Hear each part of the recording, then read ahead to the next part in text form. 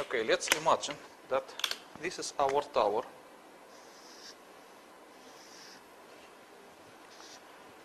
And the position of the charge is exactly at the middle.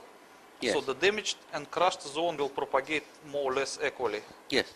Okay, but if the tower is like this, but the position of nuclear charge is here, not Yes. exactly at the footprint, little bit away from it. So it will produce the zones which go this way, Yes. and they might save this corner. So by looking at the corner, you're able to calculate how off-center the charge was. Yes, it is quite easy to calculate.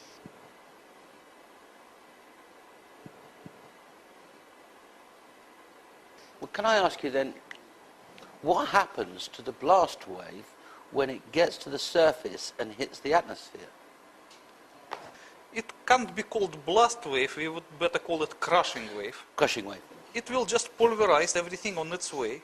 So it will pulverize the part of the tower and also part of the remaining of surface here. Yes. But what happens when it hits the air?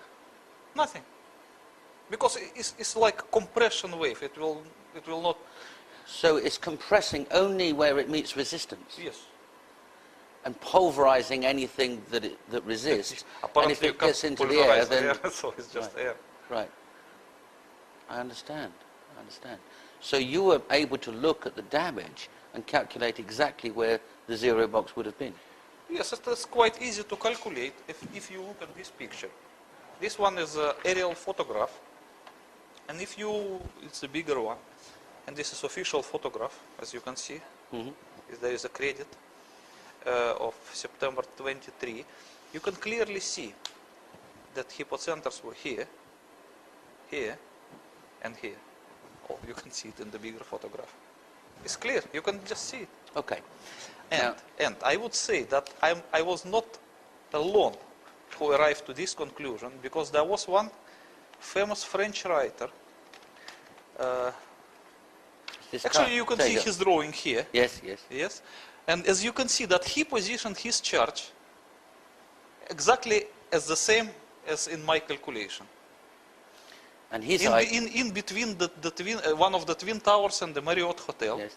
And he positioned it also 50 meters below the ground, the lowest underground foundation of the tower, meaning 77 meters.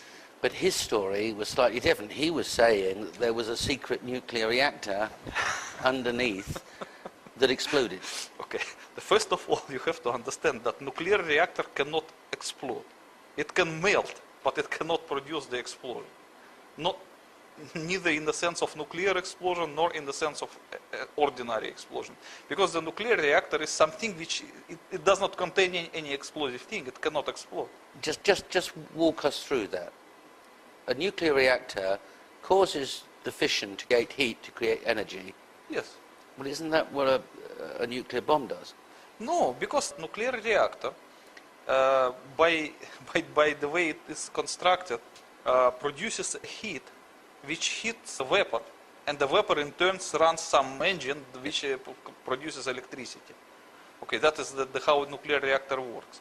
And the nuclear reaction in nuclear reactor and nuclear reaction in the nuclear bomb, they are different. And you also need the different quality of material to produce a nuclear explosion in the sense of explosion and the nuclear reaction in the reactor. But this French author who writes so carefully about an underground reactor must know this. And must therefore know that there's no such thing as a nuclear explosion. It is known even by school people. This is elementary knowledge.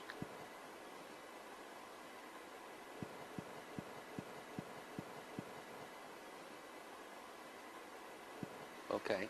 And I guess that there is something wrong in his book, but I don't know what exactly wrong. First of all, why should the US government have a nuclear reactor under the World Trade Center if they have enough electricity supplied to it? It's just ridiculous. It doesn't even make nonsense, does it? Yeah, it doesn't make any sense. First of all, there is no reason for American government to have underground nuclear reactor. Secondly, even if they would have it, why they should keep it secret? Because he claimed that it was a clandestine nuclear reactor, which is nonsense. Right.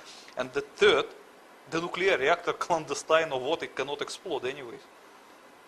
So his story doesn't make any sense. But as you can see in his drawing, his alleged nuclear reactor in quotation mark was positioned exactly at the right spot, as the real nuclear charge of 150 kiloton was really positioned. Yes. Now, I've only read in your book where you refer to him. I haven't read his book. But it's clear to me that it would make nonsense to put three nuclear reactors under three different buildings. But that person does not claim about the World Trade Center 7. He limited his claims to 2 nuclear reactors only. The one for the World Trade Center 1 and the other one for the World Trade Center 2. He just avoided mentioning the World Trade Center 7. There are a lot of people that avoid mentioning World Trade Center 7. Yes, but as you can see from these photographs, you can clearly see 3 destruction spots. Yes. And even you look at this picture, which shows the 3 spots emitting the vapor. You can see also the vapor coming from the spot of the World Trade Center 7. Yes, clearly. Okay, and if you see this report, the article in New Scientist magazine, written by one of the firefighters, he claims that under the World Trade Center 7, there was exactly the same hot spot as under the Twin Towers. So, Yes. and the firefighters were obliged to use the same kind of chemicals to deal with the fires. So, this is the proof. The World Trade Center 7 was destroyed by the same way as the Twin Towers did.